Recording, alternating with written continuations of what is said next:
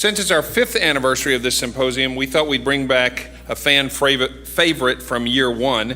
His name is Alfie Kohn. Here's his biography. He is obviously, well, you don't know that obviously yet, but you can read about his bio in this and discover that he's an expert on children and how we interact with them. The shocking thing about Alfie is that he actually uses social science research to come to his conclusions and his beliefs. So I'd like to welcome him back to the stage, Alfie Kohn.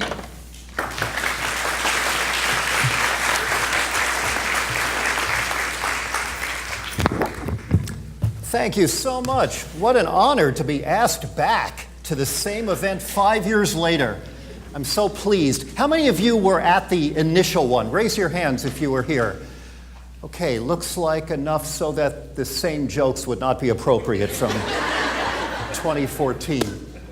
So when people take a view that is akin to my own, and I realize I'm in a friendly crowd, I have this somewhat perverse or mischievous desire not to just say things that make everybody go, do that humming thing, but instead try to spice things up, try to disorient you, or at least to push so that we can think about things in a way that we hadn't in the beginning. So if you're a little uncomfortable as a result of some of the things I say, I'll know my job was done. If you just came out saying, I agree with everything you said, then, well, there's no possibility for learning in a situation like that, is there? So I'll start as an analytical philosopher would do by looking at the language critically. Do we really want child-centered communities? I'm not sure. I think I want child-centered preschools where we take our cue from the kids' interests and capacities and follow them. But do we want an entire multi-age community that is centered primarily on children? I'm not sure. Consider, for example, the French model in which kids eat what the adults eat and sit with adults in a community doing what other people are doing without expecting unique activities, just like not a unique child menu for them. I'm not sure I'm entirely comfortable with that when children's needs and preferences are ignored and they're supposed to be quiet. On the other hand, there's something kind of satisfying about the notion of children being integrated into a community where they know they are comfortable, even though it's not all about them. Maybe in a multi-age community, it would be a significant step forward merely to be child-friendly, even if we don't want something that's child-centered. Ben Mardell, my co-presenter, and I, 5 years ago, talked about the phrase, and some of you have used this, taking children seriously, which seems to me not quite the same as child-centered, but still would represent an enormous leap from where we are now. Because children often aren't taken seriously in our culture. They are marginalized. They are ignored. They are ridiculed in a way we would never think to ridicule ourselves and our peers. You know, we interrupt children without giving it a thought in a way we would never allow ourselves to be interrupted. It would be a huge step forward to take kids seriously and to create a child-friendly community wherever we go. One of the obstacles to this, it seems to me, is that a lot of people really don't like children.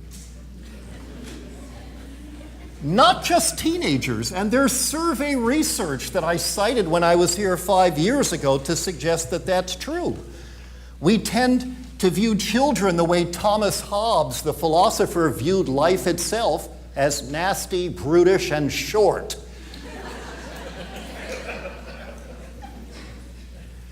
Why don't we like children?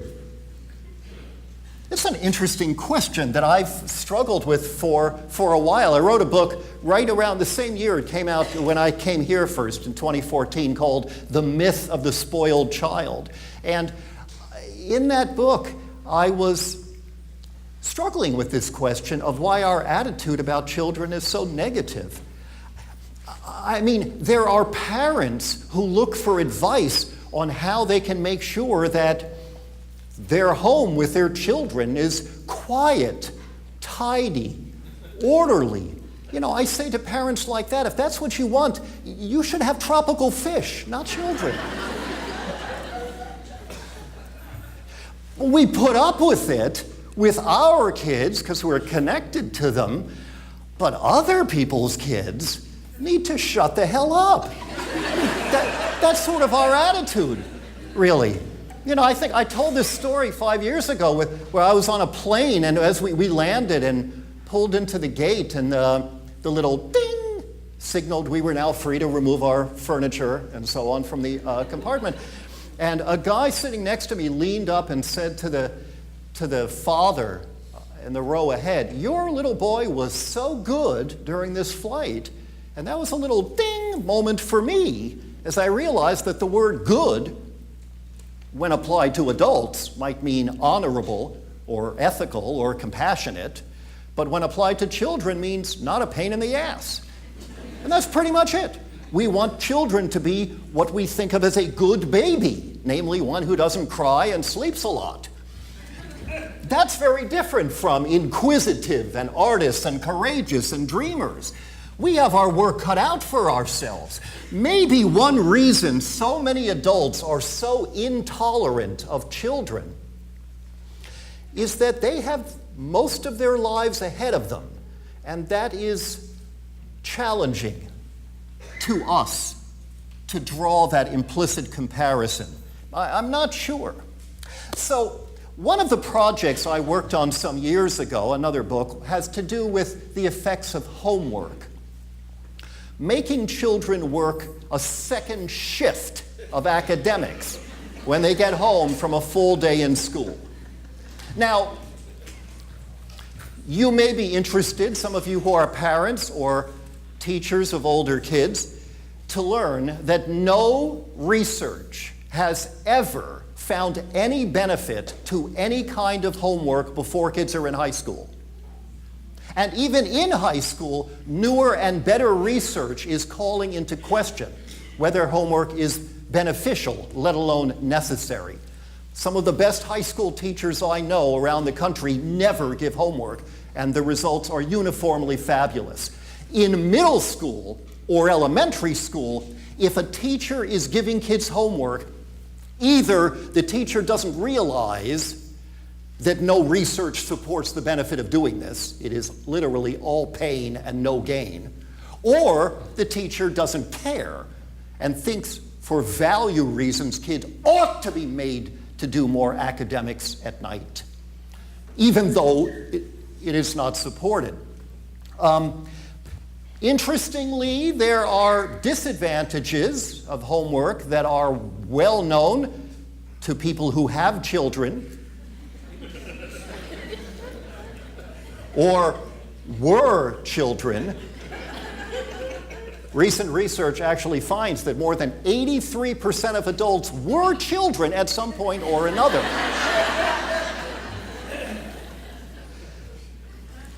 The frustration, the exhaustion, the family conflict, the loss of time to do other things, and the fact that homework may be the most reliable extinguisher of curiosity ever invented, as it undermines children's excitement about particular topics as well as whole fields like math or writing or whatever.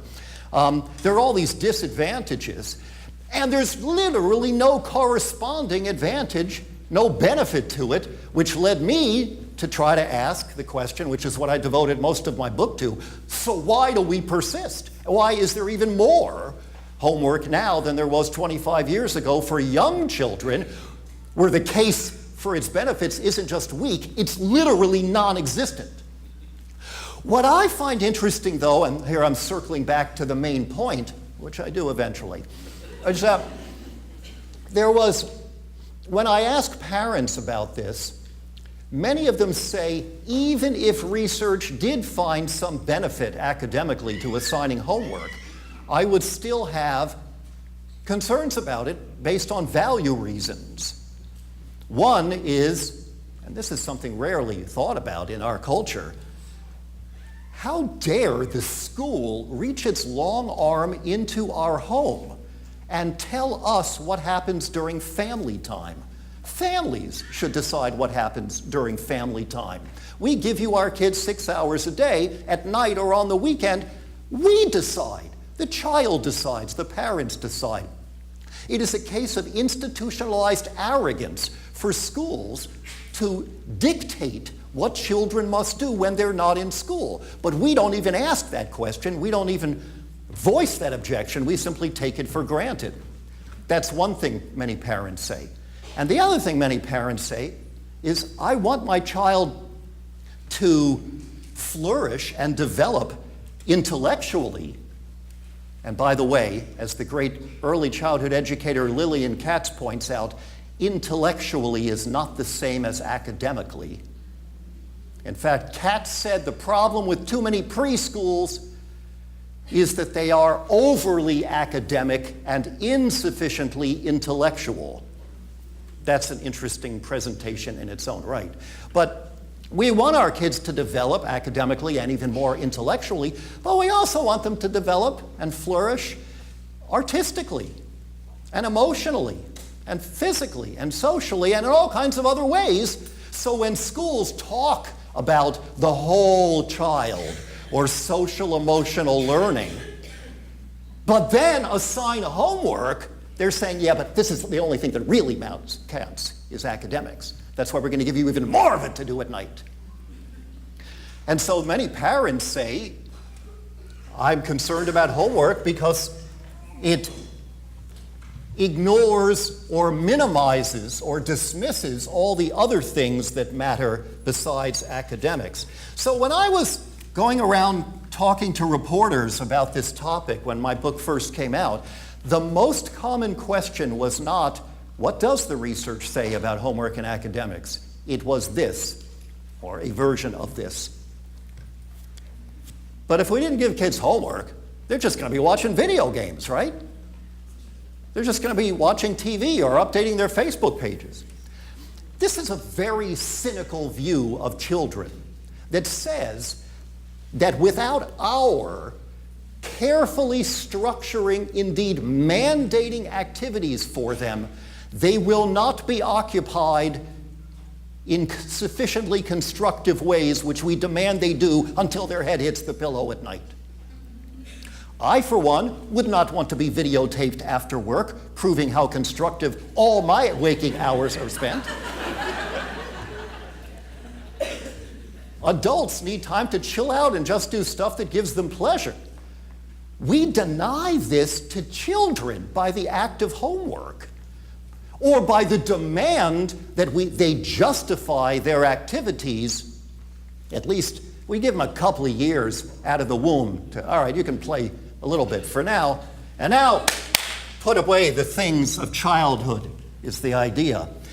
First of all, the fact is that children are often intellectually engaged by a range of things at home that are not academic or assigned. And indeed, my research found that children's intellectual discovery at home is often positively promoted by the absence of homework, which is sort of interesting. One high school teacher I know of in California said, I used to give homework when I started teaching because I wasn't very good at teaching. I didn't know how to do what needed to be done during the time assigned, so I shoved the burden onto the kids. And as I got better year by year, I assigned less and less homework, and now I assign none. And by the way, I teach AP courses, and their AP scores, if you care, are as high or higher with no homework than they were when I used to teach or in traditional classrooms. But he said, I noticed that my high school kids without homework are often coming into class excitedly talking about some current events that they have learned about and seeing the parallels between that and the history we're learning in school. He said that never happened when I assigned them homework. The absence of homework is clearing the space for intellectual inquiry and the time and making it possible. But the distrust of children that's reflected in our concerns about what happens if we don't carefully tell them what they have to do when they get home is a real problem. When you point out to educators and parents who are in favor of homework that there is no research to support the practice, they have a tendency of falling back on something I call BGUTI, which is a stupid acronym that I've grown improbably fond of. It stands for Better Get Used to It. And basically it says, people are going to do pointless and unpleasant things to you when you're older, so we have to prepare you by doing unpleasant and pointless things to you right now. BGUTI is why, I mean, it's laughably ludicrous, literally, when you put it that way, but that sentence is not that different from the way many people speak, without any trace of irony. Yeah, well, homework may be turning you off to learning, and there may be no scientific basis for it, but they're going to give you homework later. Let's start making you miserable now. The same thing is true for grades. Research finds that students who are given letter or number grades are less excited about learning, less likely to choose challenging tasks, which might get in the way of getting an A, which is the point, and less likely to think deeply and ask questions like, yeah, but how do we know that? And more likely to say, do we have to know this? Is this going to be on the test?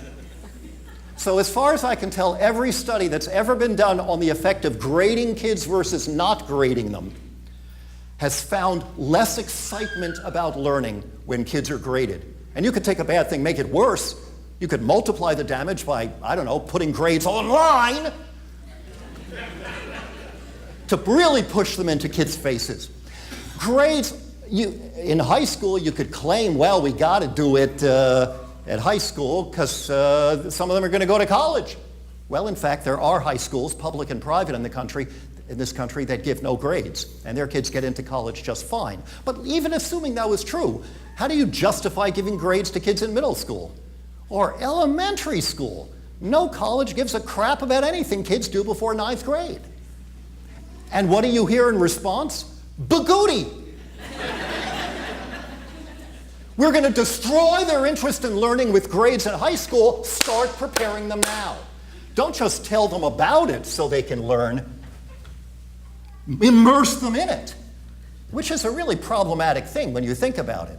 With anything that they're going to be exposed to later that's unpleasant, competition, over-controlling individuals, dysfunctional institutions, you prepare them for it by engaging in dialogue. When we do fire safety with children, we talk with them about how you stay low, test the doorknob, put a wet rag on your... We don't set kids on fire to get them used to fire. But BGUTI also represents a really dark notion that kids have to be deprived. Sometimes I have found that people say they are only doing something because it's empirically justified, a prediction. If we don't immerse kids in unpleasantness when they're young, they will not be prepared and then they'll fall apart later. And then you show them evidence that, well, that's actually not really true, and they don't say, guess I'll have to rethink that. They pivot to make it clear that all along it was ideology that was driving this. Take the case of the scandal. This has become the widespread notion, even among people who are politically progressive, is the excoriation of helicopter parents including parents of college-age students, where parents are supposedly too involved in their young adult children's lives. I looked at the research. It's not nearly as widespread as people tend to believe. The same appalling anecdotes are recycled endlessly.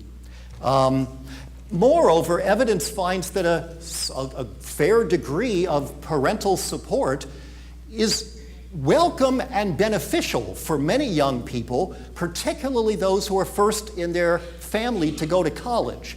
Turns out there are differences based on ethnicity, based on wealth, based on gender, instead of treating it as if everybody was the same. And when you show people evidence of this, they don't back off their frothing rage and contempt for helicopter parents doing everything for kids. So they're going to be totally at sea when they get out into the real world where there isn't somebody making things easy for them and giving them support. And you say, this is false empirically. The far greater danger is lack of sufficient support, comfort, love, and so on. I mean, I want to be clear, a little footnote. If parents are hovering and doing stuff not because the child needs it, but because the adult needs the child to need the adult, that is a problem. But that's not a problem that's a result of the behavior of over-involvement. That's a problem in terms of the reason it happens and the parent's own need for the child to continue to be dependent on her or him. More about which in a moment. But in general, when you say to people, this is not what the evidence shows, they just revert to a prescription, not a prediction, and say, but they're 18, they need to learn to be on their own. And you see that all along it was values driving it. The same thing is true of homework. There's no evidence to support it. But kids ought to be doing it. We have a deeply conservative fear in our culture that we're going to spare kids from having to cope with deprivation and struggle and sacrifice. We feel like they need to do stuff that's unpleasant. That's what's valuable for them. It builds character. You know, we have this, what I call Listerine theory of education. Remember, Listerine mouthwash had some years ago an ad campaign behind it that basically took advantage of the fact that the stuff is vile tasting and said, yeah, well, that's how you know it works. And that's exactly the view of school that we have here. If kids hate it, we say, good, there must be learning. And conversely, if children come home excited about what they figured out, many parents say, well, that's great, but are you learning anything? Because we think school or anything beneficial must be unpleasant. There's this deep sort of Puritan notion of deprivation where feel-good or touchy-feely are these catch-all terms of denigration. This feel-good culture. I mean, stop right there. Are you suggesting that there's something inherently objectionable about enjoyment, about joy, including for children? This is quite common. You know, I used to talk about progressive education with a number of folks, I still do actually, about the benefits of giving kids more say about their learning, having them learn excitedly with others, not in competition against others, and so on, only to be informed periodically, rather huffily, that life isn't always going to be interesting or responsive to children's preferences, and they'd better learn to deal with that fact now, like it or not. Like it or not is a very common phrase on the part of people who think this way.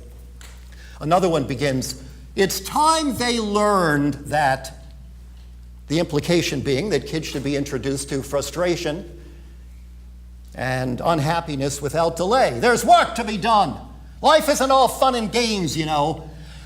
This is a deeper level of our society's dislike of or mistrust of children.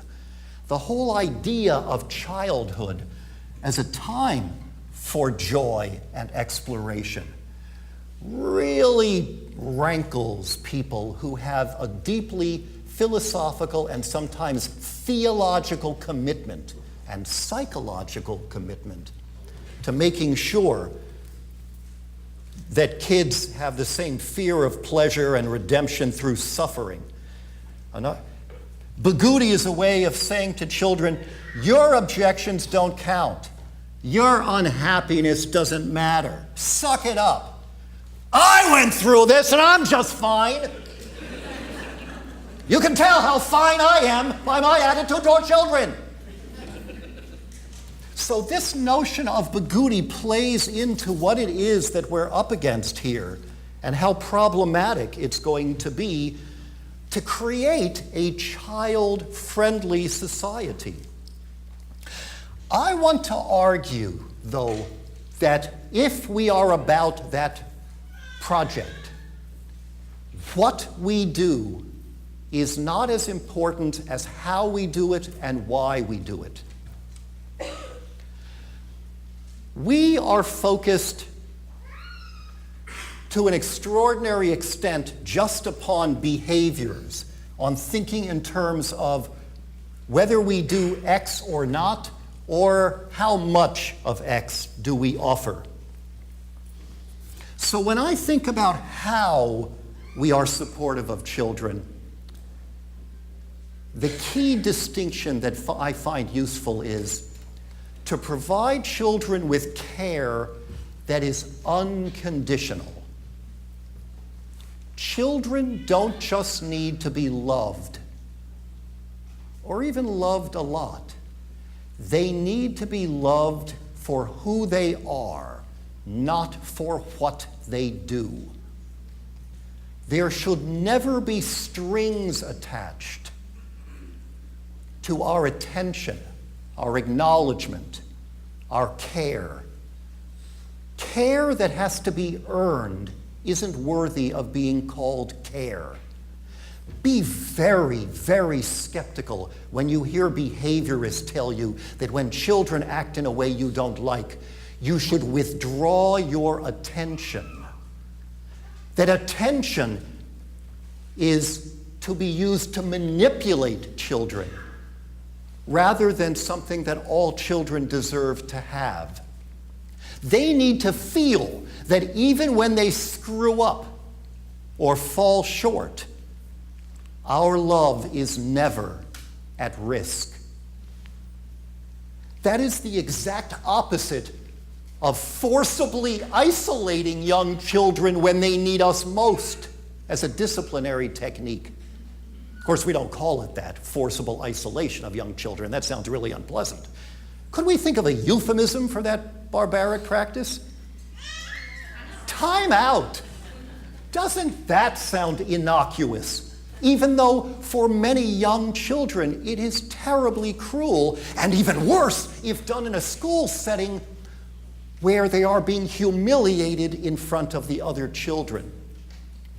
Timeout began its life among B.F. Skinner. You know who I'm talking about? Man who did his research mostly with rodents and pigeons and then wrote his books mostly about people. That B.F. Skinner. B.F. Skinner and his minions originated timeout as a technique for suppressing certain behaviors in lab animals. Instead of reinforcing them with little food pellets, they tried not feeding them or shutting off all the lights to extinguish certain behaviors. And this worked well enough that within a relatively short period of time, it was done with children in institutionalized settings, children with mental retardation and other issues like that. And then in another blink of an eye, it became the most popular disciplinary strategy in America for pre-adolescent children. Timeout began its life as the phrase timeout from positive reinforcement. What's the positive reinforcement? It's not like we're handing out Skittles to kids continuously and then I don't like what you do, so I'm going to take a time out from this. And it took me a while to figure out that the so-called reinforcement from which timeout was a timeout was love, care, attention. That's what timeout is all about. Instead of hurting you physically, I'm going to hurt you emotionally by literally exiling you from me, the adult, whom you desperately need and need most when you're out of control and unhappy. Timeout was never meant to help kids become psychologically healthy, happy, compassionate, ethical.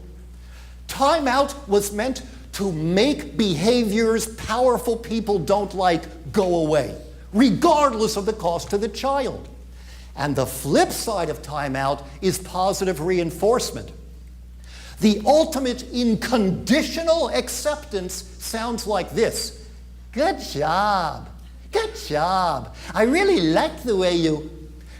That's not encouragement. That's judgment. That's evaluation. That's giving children a verbal doggy biscuit when they jump through our hoops. That's the opposite of what children, and indeed all of us, need to flourish. What we need is not patronizing pats on the head when they've lived up to the expectations of the big people.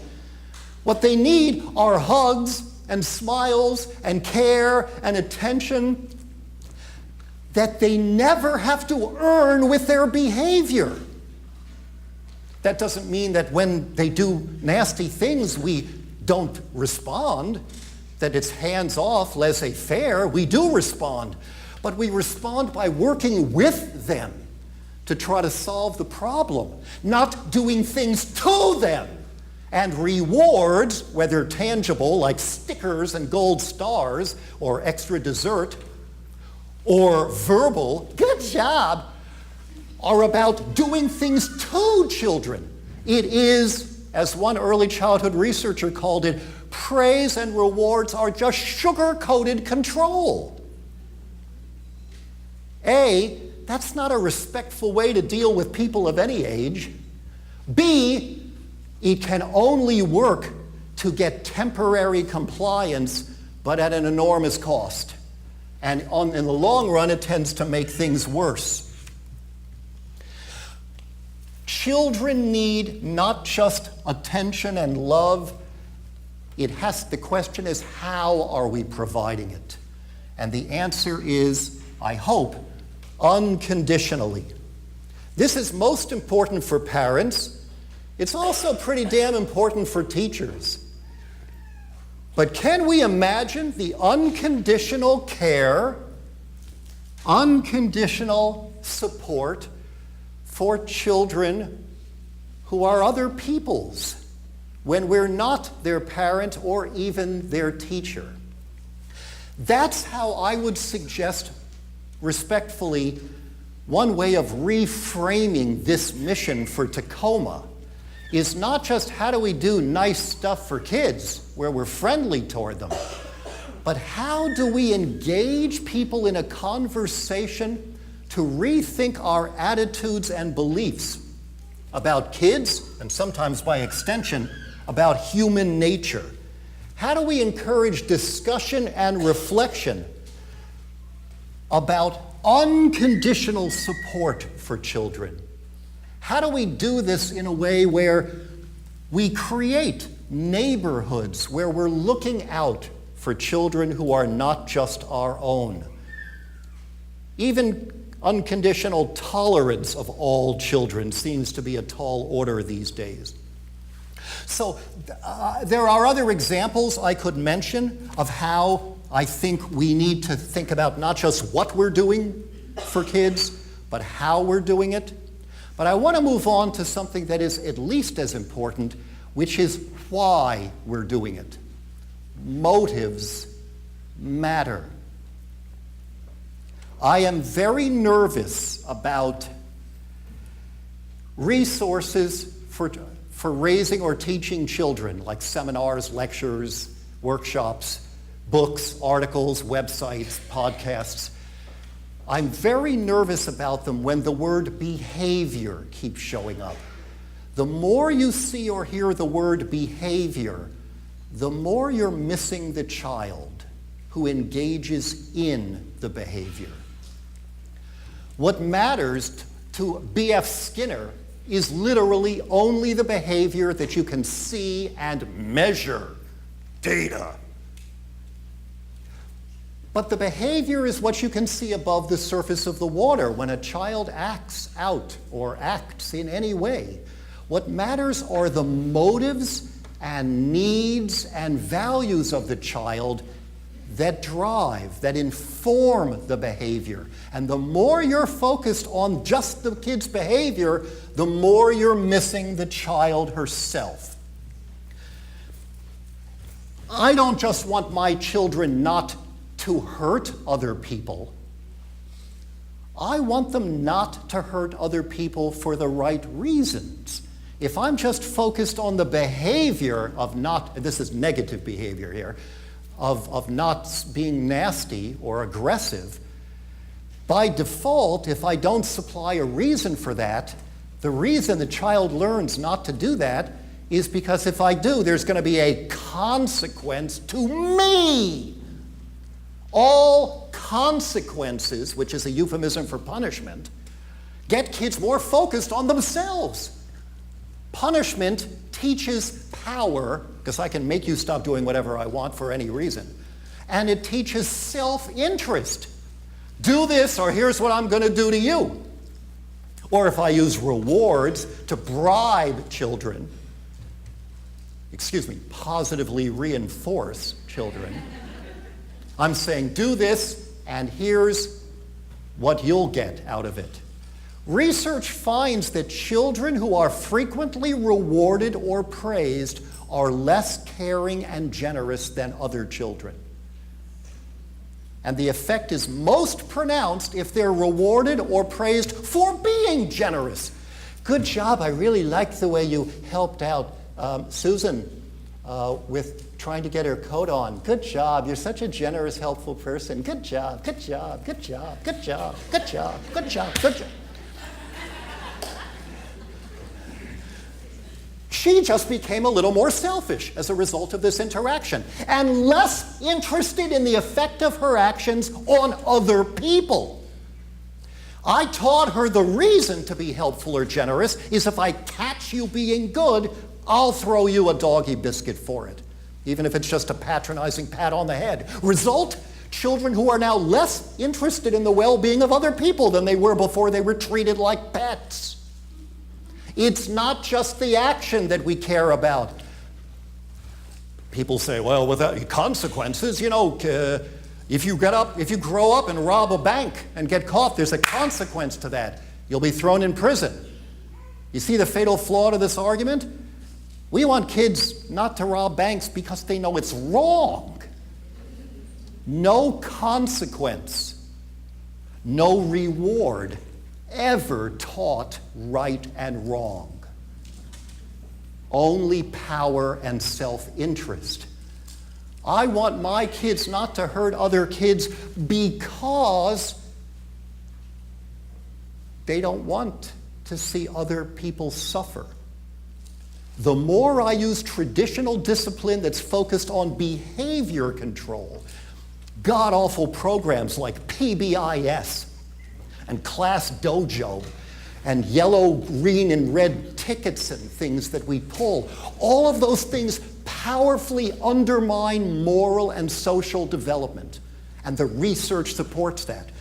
They're a manipulative method married to a dangerous goal, which is not helping children to be socially, intellectually, and morally developed. All these programs, and there are many versions of it used for children at home by parents, are only designed to get mindless obedience. It's not just what other method can I use, it's let's rethink the goal here. Motives matter. You know, it's interesting that we tend, now let me think about this briefly on a public policy perspective. Sometimes we want to make changes and we don't think we've got a big enough constituency for it. As a result, we have to justify it by pointing to something else. Social emotional learning, very big in education circles these days. Why? Study finds academic payoffs in teaching students social skills, says Education Week. Study, whole child program boosts reading and math scores, says the ASCD Smart Brief. A Columbia University report quantifies the economic value of social and emotional learning. It's not just whether we're going in the right direction, it's why we're doing it. We teach music to children, if we can get that in a test prep curriculum, because apparently learning music will raise your math scores. When was the last time you heard somebody justify algebra on the basis of how it might help with your understanding of music? This is the ultimate in instrumental justification. Preschool. We have loads of research claiming that you got to invest in early childhood education. If you Google the words preschool and investment, you'll get lots of, the reason to get behind nursery school is it will enrich the treasury eventually by reducing government spending once we see little children as human capital. That's the reason to do it. In fact, school itself is often justified in terms of making our country globally competitive in the 21st century. It's about economics, and not just that, it's about defeating people who live in other countries. Now, this is a problem to do these. And one great example of this, which I could spend the rest of my time on, is play. Perhaps you've heard that play is children's work. That there are practical benefits of fooling around. It promotes language development, academic skills, offers opportunities for conflict resolution. All of these things make me nervous. First, because it devalues the very thing that you support. When you offer a reward to an individual for doing something, they tend to become less excited about what they're doing. If you want to destroy children's interest in reading, give them a prize for reading a book. Now they are less excited about reading itself. You've taught them it's just a means to an end. They think, if this is something they have to bribe me to do, it must be something I wouldn't want to do. You devalue it, just as you have undermined generosity by rewarding or praising kids for being generous. Well, this is true in terms of public policy as well. The implication of emphasizing the extrinsic benefits of social and emotional learning or music or whatever is that you're teaching people there's no intrinsic value to these things. Unless it pays off, you're underscoring that there's no reason to do it. Well, it turns out that 2 studies in the last 10 years have raised serious doubts when you look at it rigorously about the academic benefits of play for young children. Well, you live by extrinsic justifications, you die by extrinsic justifications. Does that mean now that children shouldn't get to play? You framed it as a means to another end. And maybe it doesn't work out that way, now you're sunk. As opposed to if we had justified these things as valuable in themselves, for themselves. Play might sometimes produce certain benefits, but the point isn't to master a skill or perform well. It has no goal other than itself. The point of play is that it has no point. If you try to give it a point, you're undermining its value, and it becomes a bargain with the devil.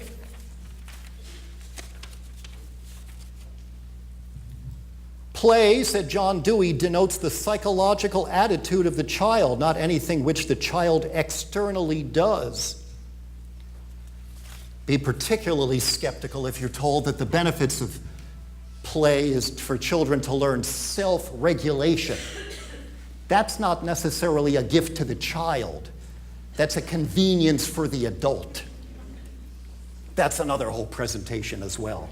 What matters is not just what we do, it's how we do it with children and why we're doing it for children. Why? If businesses in a community give lollipops to children or small chairs for them to sit on, or otherwise do stuff that's more fun and friendly for the children, my first question is whether they're doing that out of a commitment to truly making this a more child-friendly community, or only because it's profitable to them, because they think they'll get more business from adults with children.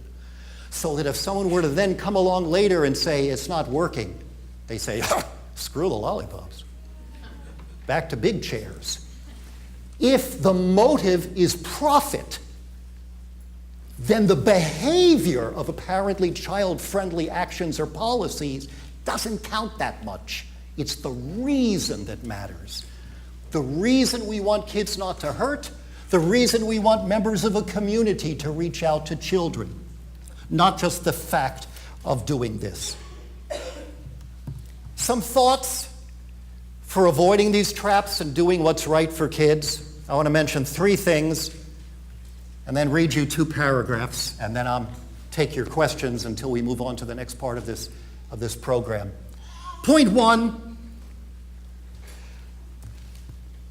you can't separate age issues from class and race and other stuff going on in our society. You know, when we desperately try to rank education systems one country to the next, we're number 1, seems to be the point of this. You know, oh no, we're in trouble because we're only number 17 on test scores that are given internationally. Well, there's a lot wrong with this, I think, including the fact that it's not really about learning, it's about winning. And it's using standardized tests as a marker, which the more you know about standardized tests, the less likely you'd ever be to point to a test score as an indication of something being successful or unsuccessful. But talking about average education, school quality in America is like talking about, you know, average air quality in America. There's so much variation by area. It turns out that when you look at rich schools in America, in international comparisons, we're doing great. The reason the US doesn't do as well as we might think overall is because the United States has much more child poverty than any other Western industrialized culture. There's your problem. It's not about teachers who don't do their job well enough. It's not about kids who aren't getting enough homework. It's about socioeconomic stuff. And that's true here too. I mean, you know this, but I can't spend even an hour with you without pointing out that if you really want to create a community where kids are taken seriously, that's child-friendly, never mind child-centered, first, you got to deal with parental leave from work. First, you got to deal with homelessness. First, you got to deal with workplace policies that ought to be required by law. First, you got to deal with everyone's access to health care. First, you got to deal with global climate change. Talk about something that disproportionately affects the young. First, you got to deal with environmental issues, why some kids get asthma, and so on.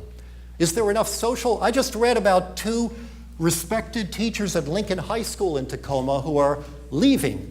Not only, they said, because of other opportunities, but because it's beginning to grate on them how segregated Tacoma is, north to south, and how much social service, what kind of social services kids need in here that they are not getting, that teachers are forced to try desperately to provide.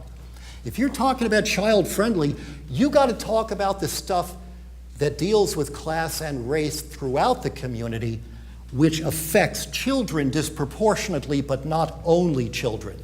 That's not as much fun as lollipops, but it's much more fundamental.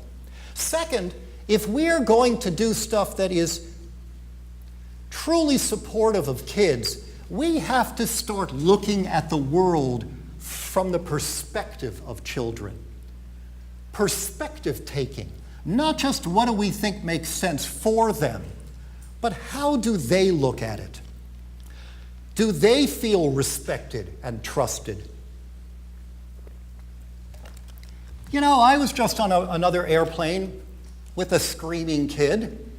Yeah, I was a little annoyed, but I try to remind myself when there's a child screaming that my inconvenience and annoyance is really nothing compared to the distress being experienced by the child. To try to do that mental reversal, to try to see things from their point of view. A number of studies have tried to look at what kind of parenting is being offered in families and then compare that to outcomes. But the question is, how do you know what kind of parenting is being done in families? Usually you ask the parents. But some researchers have asked the kids when they're old enough, and it turns out you get a very different story. And when there is occasionally an opportunity to find out what's really happening, the child's perspective tends to be a little more accurate than the parent's perspective. That has subversive implications for this much research on child development and parenting, but it's also a reminder whose perspective. And my last point here is about bringing kids in on this question. Not just more playgrounds, not just better playgrounds, but playgrounds designed by kids. Playgrounds where and when kids think it makes sense. Let's not just create a child-friendly community for children. Let's create a child-friendly community with children. That's what the best teachers preschool through college do. They don't create a great, thoughtful curriculum for their students. They create a great, thoughtful curriculum with their students, involving them in the process of figuring out what and how we're going to learn based on the students' own questions. In doing some research for this talk, I came across something I'm not sure if you're familiar with, a sociologist I'd never heard of before named Roger Hart. And he creates this ladder of young people's participation. I got there, by the way, from a link some of you might want to know about that has to do with kids' perspectives and child-friendly communities, which Tacoma is not doing alone. There are other communities, I wrote it down somewhere, childfriendlycommunity.org, I think. I'll get back to you with that when I find it in my notes. Oh, here it is, childfriendlycities.org. If you don't know it, and you're here today, look it up. But this sent me to Roger Hart, who did this sort of sequence of, it's not just whether we bring kids in on this, it's to what extent. At the bottom level, he says, young people are basically not participating. They might be manipulated, they might be just seen as decoration or cute and tokenized. Then the next level up, he says, where young people are assigned and informed tasks.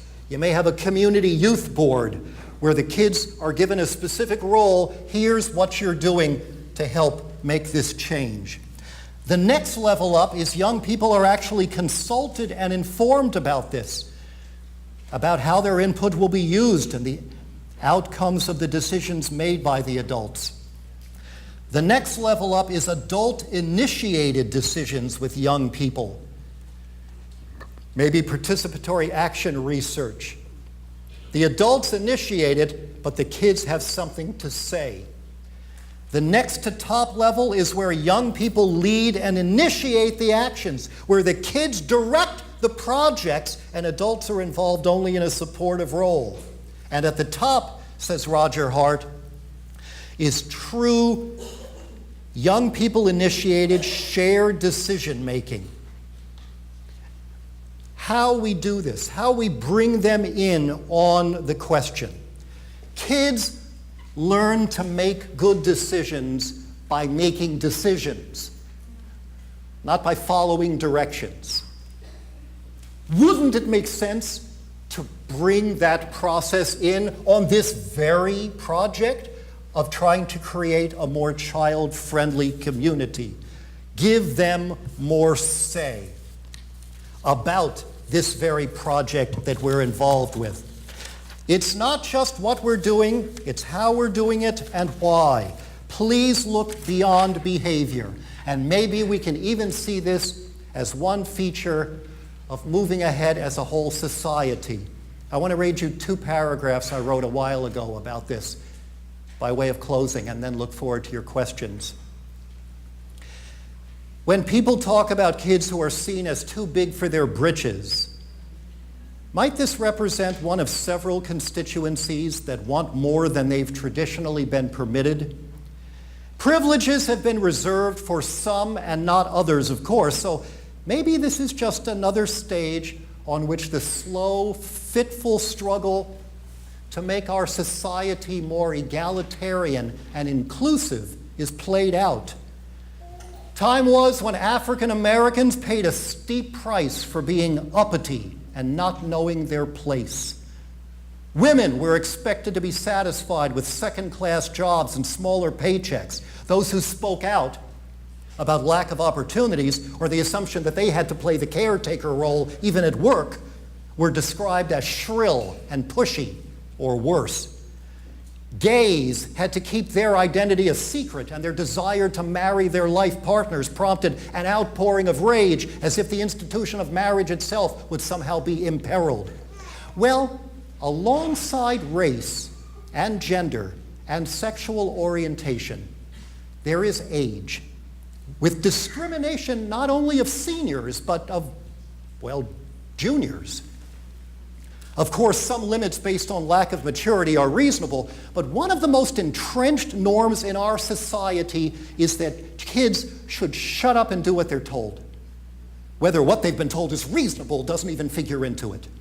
So what is portrayed often as narcissism or entitlement and blamed on the reliable boogeyman of permissive parenting may really constitute something as simple as a demand on the part of young people to have some say about their lives and to be treated with respect. That's what we are up to today. Thank you.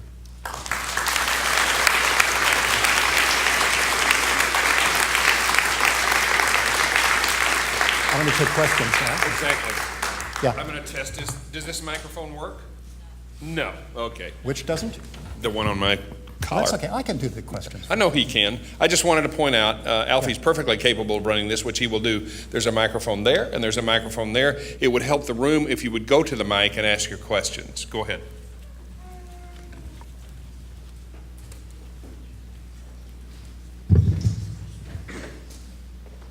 Who's here? Nobody. You don't want to go to the mic, you want to shout it out, I'll repeat the question if you don't like exercise. I have a question. Yeah. I'd like to hear your take on the fact that it appears to me that we have a sector of our society that's providing potentially addictive digital technology focused or directed at children, and how does that fit into them directing in choice making? One of the ways that digital technology can become something almost addictive is precisely by implementing the behaviorist principles of reinforcement that are so dangerous in other areas where we tend to take it for granted, like forms of reward and punishment at school and at home. This is carefully researched stuff. All digital technology is not the same, and not all video games are the same. There's a difference between, Fortnite and Minecraft, let alone a difference between posting documents on Google Docs, which requires a screen, and doing something else that involves software of some kind. We have new challenges as parents in particular to be thinking about what's in the best interest. Here we have to work with kids, choosing, as we often must, an option between, on the one hand, let them raise themselves and at least it keeps them quiet and occupied for a while, and on the other hand saying, no, I decree you may not play with that, or you may not look at a screen until you're 7 years old, or you must have the following limit on the amount of time that I unilaterally decree. Hands-off parenting and controlling parenting are both relatively easy. Working with parenting is hard.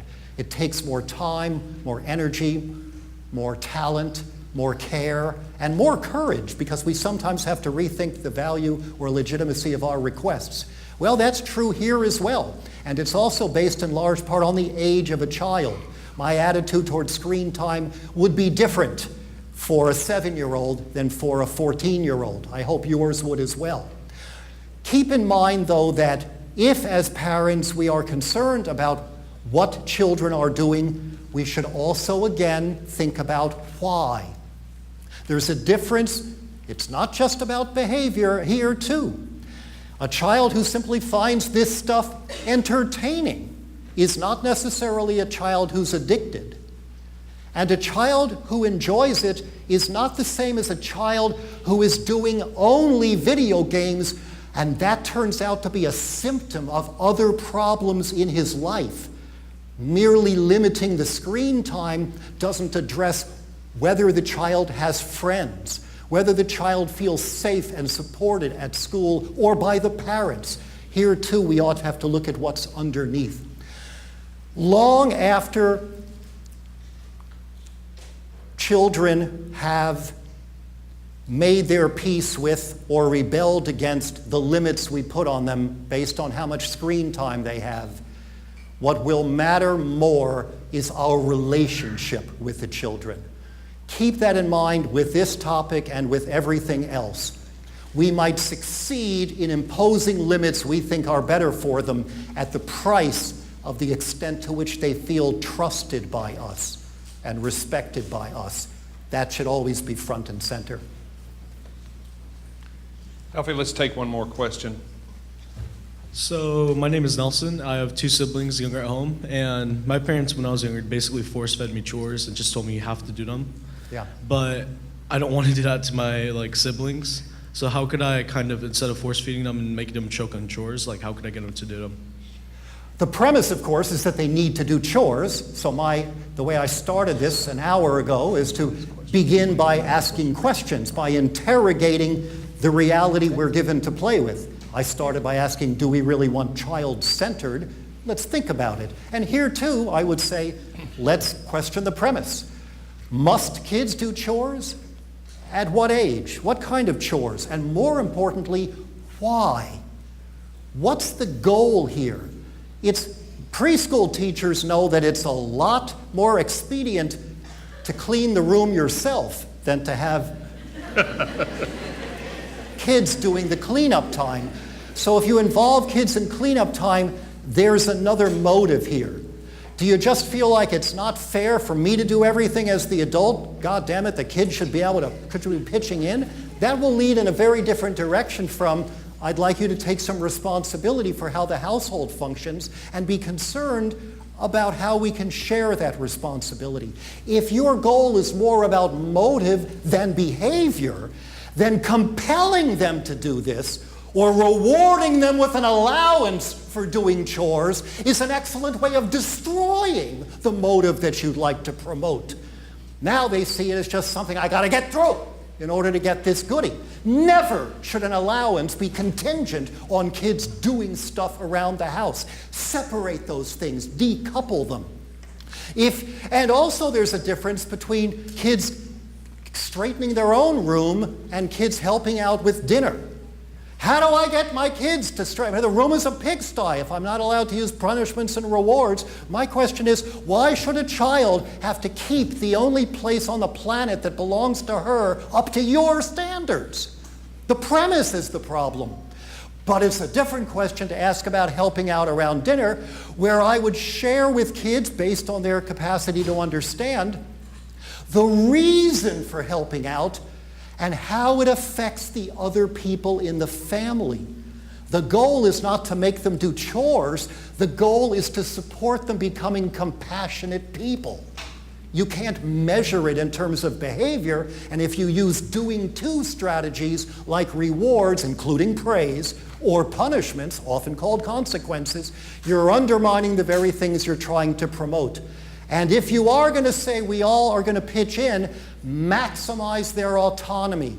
Give them as much choice about what chores they do, and when, and how, so that they still have this sense of this is not being done to me, I can integrate this request. Each specific example, and we could go through probably more questions if there were time, begins to underscore the same themes, whether we're talking about chores or screen time or anything else. It's not about the behavior. It's about the child engaging in the behavior, and it's not just about compliance. It's about long-term goals for children. We take them seriously not by patting them on the head and saying they're cute, but by doing more asking than telling. We've talked with Tanya, and we've decided that we think Alfie's more interesting than Tanya and Brian, who are coming up next. So let's do one more question for Alfie, if that's okay. I've got first two comments. One, you talked about like extinguishing a kid's interest in learning. Yeah. That was me in 10th grade. I wanted to write short stories. I didn't see why I had to write a timeline in history class, why I had to do these things, and it nearly flunked me out of school. If it weren't for my parents going to the teachers and saying, she's a smart kid, how can she redeem herself, I don't know where I would be. Second of all, I'm glad to hear you speak of class issues, environmental issues as something we need to solve to help our kids thrive. And third, you mentioned helicopter parents. Have you ever heard of the new term lawnmower parents? Yeah.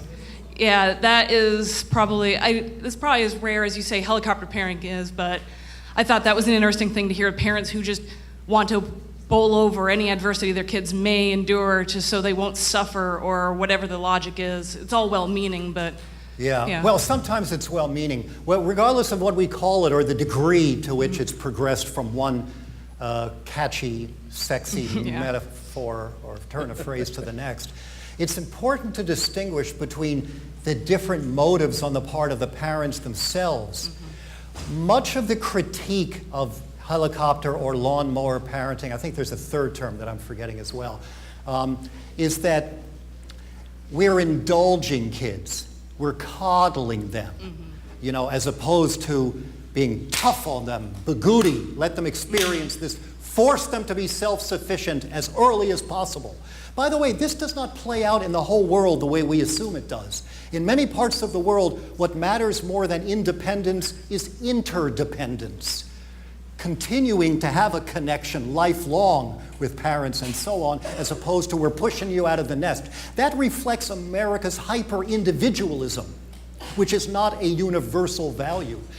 But there's a big difference in parents who do this to help and are criticized by the dominant conservative culture or milieu as indulging kids, doing too much for them that they ought to be doing for themselves, and parents who are helicopter or lawnmower parents to control their kids, to push them ahead to achieve the agenda that the parent decides for them so they can beat their peers and get into the most expensive colleges and so on.